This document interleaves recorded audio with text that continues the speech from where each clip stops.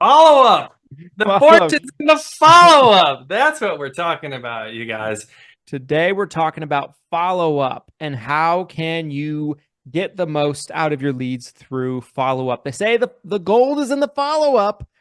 Yes. Glenn, what do the people need to know about following up with their leads? Because most of them Oh, aren't doing it, is what I hear. no, Little birdie told me. they're not.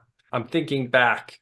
I'm thinking back to some of these previous videos we've done talking about activity level, talking about CRM, talking about the dialer could potentially be, again, a piece of your follow-up.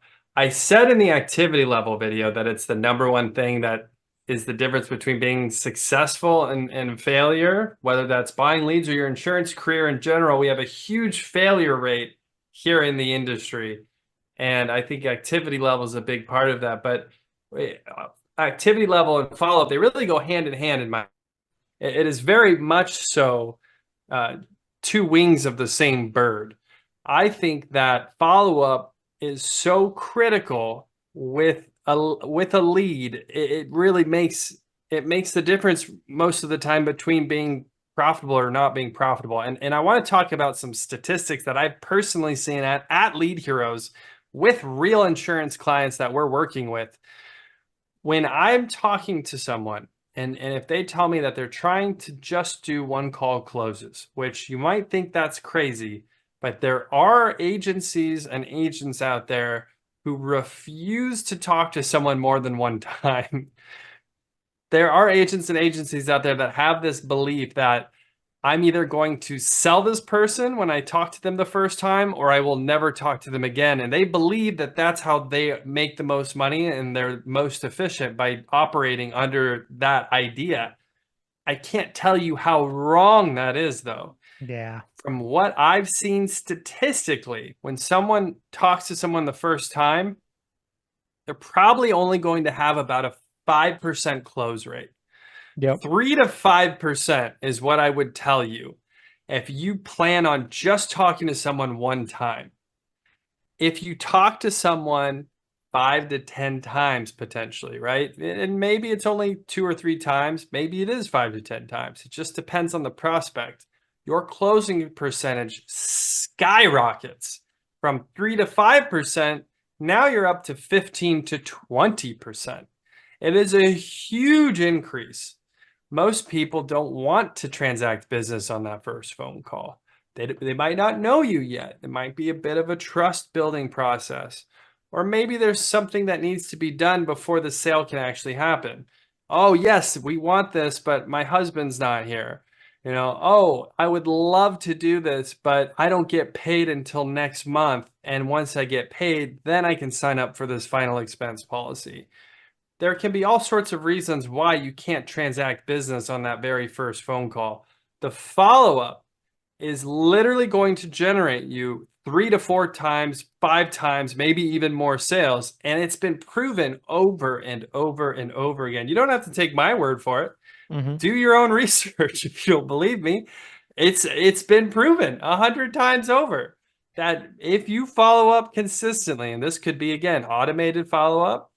Maybe you're using a CRM that's sending out drip marketing, right? Drip emails, drip text messages. Maybe you have a virtual assistant that's doing follow-up on your behalf.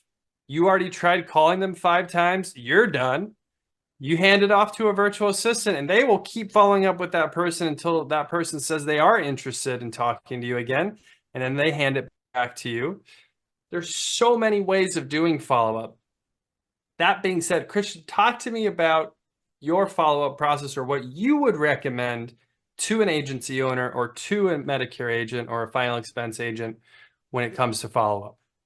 I think for me, when I was selling actively full time, there were so many times where by me following up, it was something that was the only thing for certain periods of time that would bring in business, just like by continuously following up when things were a little slow and things were a little dry, maybe in the off season outside of AEP.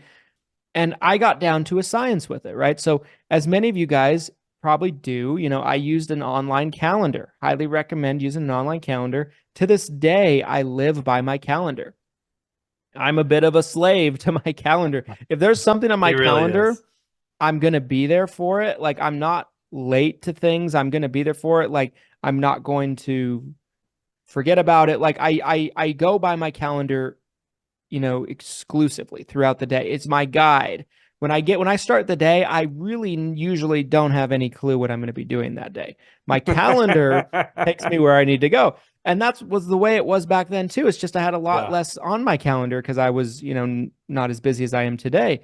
But I would I would schedule my follow-ups for certain days on the calendar. So if I need to follow up with somebody next week, it goes on the calendar for next week as a reminder. If I need to follow up with somebody in 6 months, right? Maybe I need to follow up with somebody for a year. I would try to follow up with anybody I could that gave me the time of day. Now, I do think there is such a thing as, I think there's a balance with this because some people will waste your time.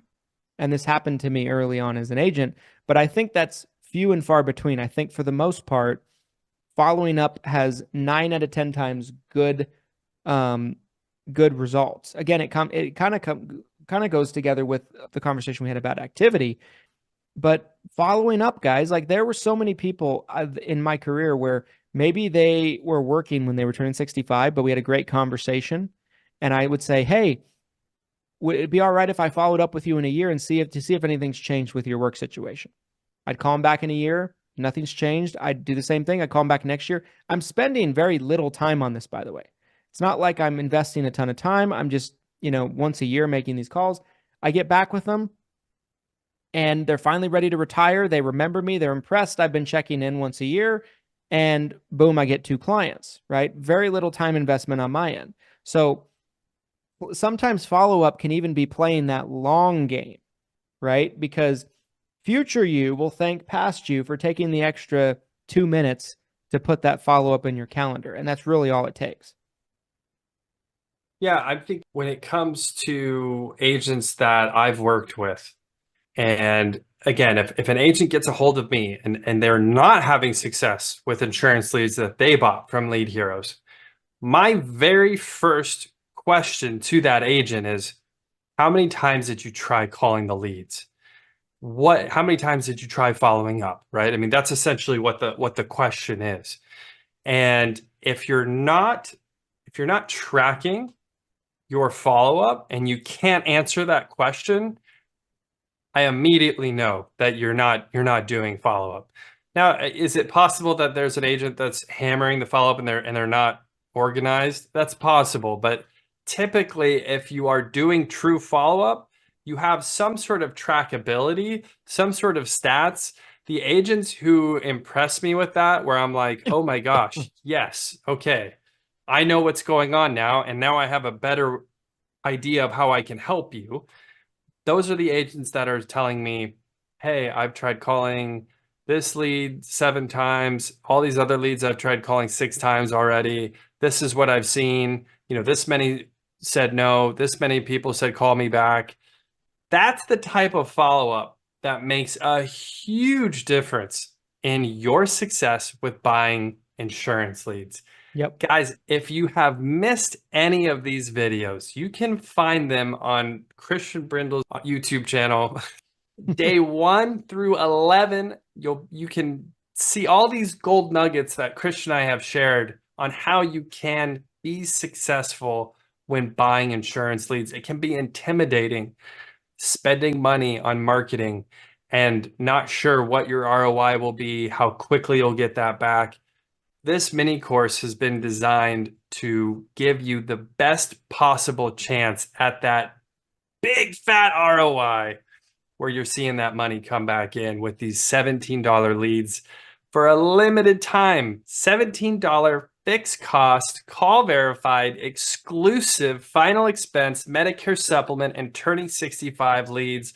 Click the link below. Take advantage of this limited time offer before it expires on May 27th.